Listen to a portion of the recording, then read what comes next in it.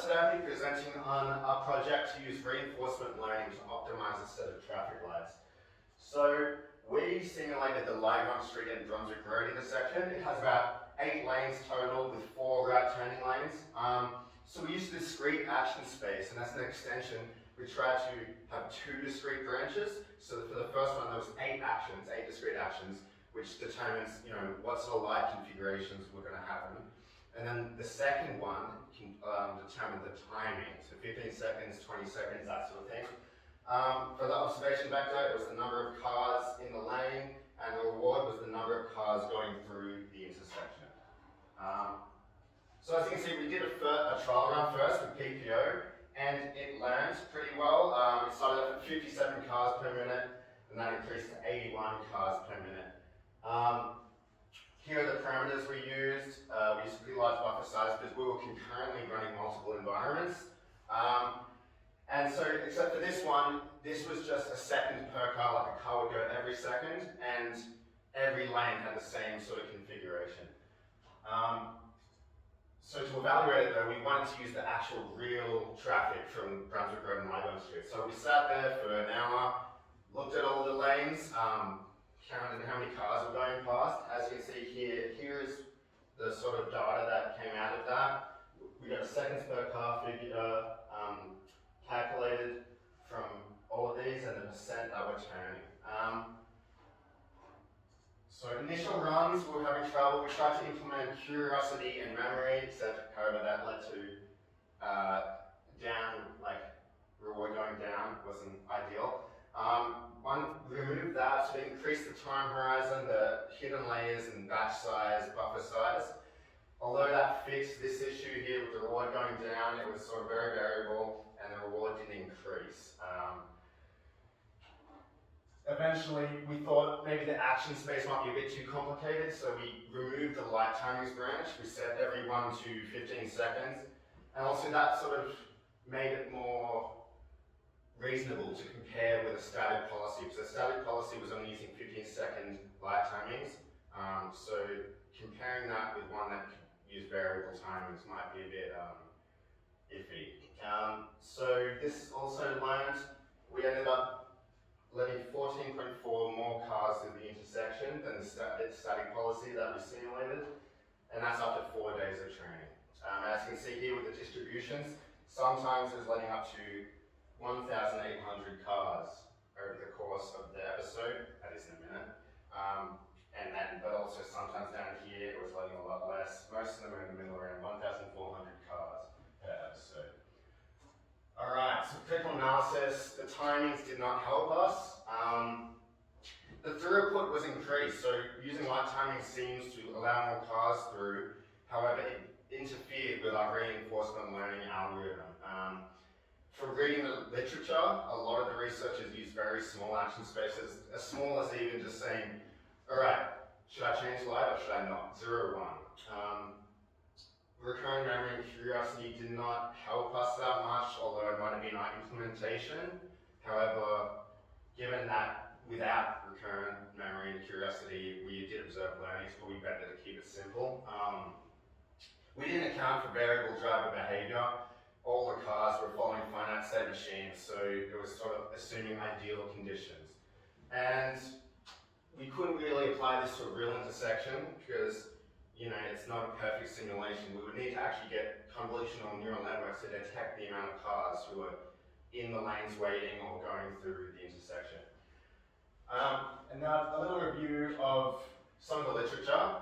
This is the IntelliLight system. So they used the DeepQ algorithm, and they used it offline on their data set of traffic cameras in China. There was a lot of traffic cameras that had a big data set. They had more complicated observation space and reward space. So they had queue length, the number of vehicles, and the waiting time of all those vehicles. The action space was much simpler than ours. And they had a weighted sum for the reward. And so it's a bit hard to determine whether they evaluated this, and they compared it with sort of static policies. There's fixed time control, which is sort of what we use, the static policy, just same amount of time, same action sequence. Self-organizing traffic light control is sort of similar but it changes the light to the lane that has the most amount of cars, so it is sort of more dynamic. And they also use the DQ network, and as you can see, their system beats all the others. This is waiting time, and so the lesser it is, the better. IntelliLight had, say, 3.892. So on the delay duration, it had better results than the static policies. So I've been through that.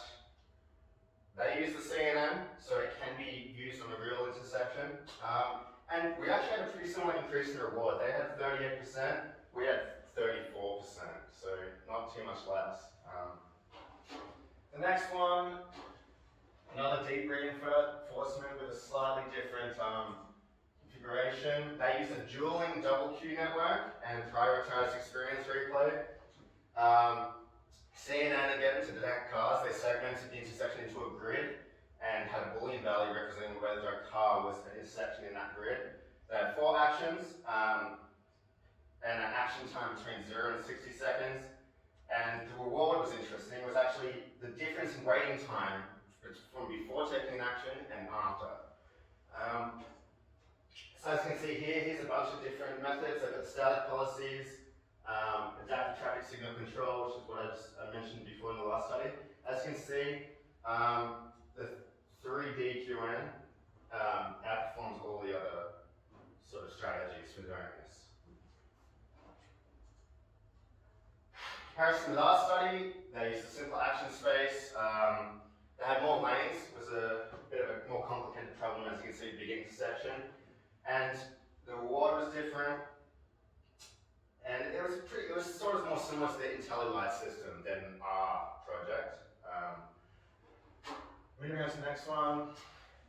Hybrid action space. So this study actually tried to fix the problem of combining timings, a continuous action space, and discrete actions. Like we tried to do, they had more success than us. So pretty much they had a parameterized DQ network, which means instead of having 2 action branches, for every discrete action, it had an associated continuous value.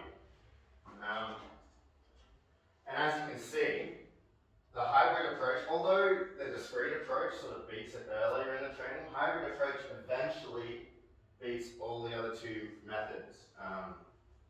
So that's for the travel time, average travel time, and this is queue length. And as you can see, the hybrid approach, the black, is outperforming the other methods.